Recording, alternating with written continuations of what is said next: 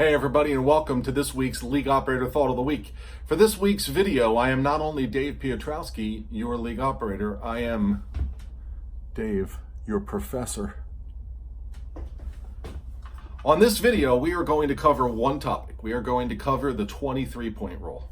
I'm surprised that we have to go over this, but one of my division reps, Jay Janis, has notified me that an overwhelming majority of my membership does not understand how the 23-point rule is governed when you shoot someone twice.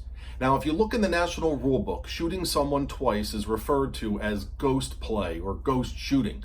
It's also disallowed. Now, in my local bylaws, I allow double shooting. I understand lives get busy and sometimes you can't get 5 people to a regular season match, so we let you double shoot somebody if you need to and if your opponent is okay with it. Recently, we've had a few matches where teams have violated 23 while shooting someone twice, and the teams have called the office and they're very confused as to how this happened. And I think the problem starts with players actually think there is a difference between the way the 23-point rule is governed in playoffs and tournaments and the way the 23-point rule is governed in the regular season. There actually is no difference.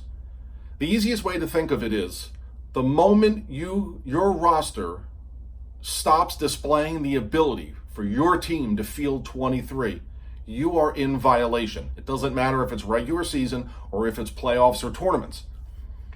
So every match, when you get a score sheet, the score sheet has printed out the eligible players on each roster for the two opponents. Even the people that aren't there count towards 23. But once again, the second you no longer display the ability to field 23 through any combination of the players left on your roster, you have violated the rule. Now, I have a board here with the rosters of 2 teams, and we're going to go over 2 teams who shot somebody twice. Team A violates 23. Team B does not violate 23. So I'm going to move the camera a little bit so you can see the rest of this board. I'm going to have to straighten up here. All right. Now, everybody see that board? Okay. Let me get my handy dandy pointer. We're on a low budget here, so we're going to use a shaft to a pull cue. So here we have Team A. Team A, these are the names and the skill levels on their roster. They have Joe's a 4, Jack's a 5, Bob's a 4, Sylvia's a 3, Mike is a 6, Sarah's a 6, and Brian is a 5. On this particular night, Team A plays Mike in match 1, he's a 6. Sarah in match 2, she's a 6. And then Jack in match 3, he's a 5. So they play 17 skill level points through the first 3 matches. Then they play Sylvia, skill level 3, in both matches 4 and 5. Team A violates. And the reason they violate is, even though the skill levels of the 5 matches add up to 23, because 6, 6, 5, 3, 3 is 23, they violate because there's no other 3 on the roster. So once they play Sylvia in match 4, they've hit 20. There's no way for them to make 23 because all they have are 4s and a 5. So even though they played Sylvia twice and they think it's okay because she's a 3, they violate because the roster stopped displaying the ability to meet 23 once they played. Well, technically it actually happened sooner, but for purposes of this video, once they play Sylvia in match 4 and they've hit 20, they don't have another 3. So even though they play her twice, the computer violates you. Now, on the other hand, we have Team B. Names and skill levels again. Anthony's a 4, Glenda's a 3, Gary's a 3, Jay's a 6, Joey's a 6, Dave's a 5, Krista's a 5. Team B in match 1 plays Krista as a 5. In match 2, Joey, who's a 6. And match 3, Jay, who's a 6. They've played the same 17 skill level points through the first 3 matches as did Team A. The difference is that although in matches 4 and 5, again, Team B plays Glenda, skill level 3, in both matches 4 and 5, they don't violate because Team B has Gary. Even though Gary's not present, his skill level 3 still shows that this team can field 23. Who knows? Gary could be on his way. Maybe he stopped at the liquor store. And maybe he just decided he can't take it tonight and he can't. I don't know what happened. Gary's got problems. Gary wasn't there. So, but even though he wasn't there, he still counts because he's an eligible member printed out on the roster. So Glenda they play the same 23 points as Team A did. They do it in the exact same way as Team A did. This is not a violation because this roster never stopped displaying the ability to meet 23. And that is the point. Now, I know the players get frustrated. They've called the office. They're very upset. We paid to play this match. You took all of our points. There was a time in this league where if the teams would break 23, but both rosters would sign the score sheet, and Joey and I would look the other way because if the players are happy, everything's fine.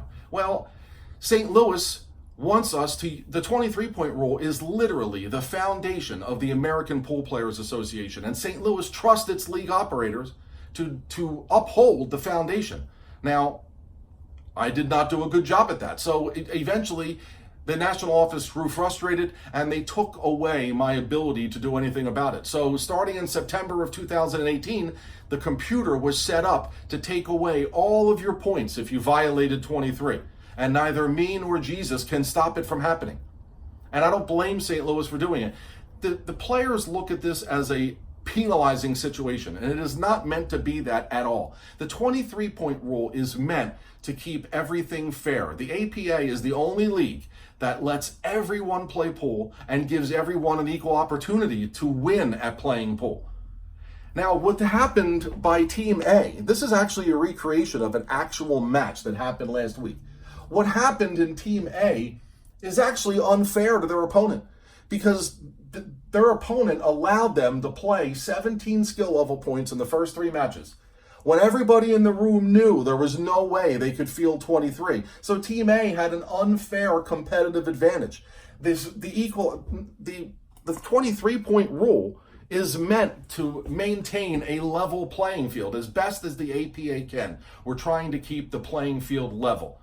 And it's unfair to allow you to fire out 6-6-5 in the first 3 matches if there's no way your roster can make 23. The team that did that won the match easily. They ended up winning 8-4, but that's only because they lost match 5.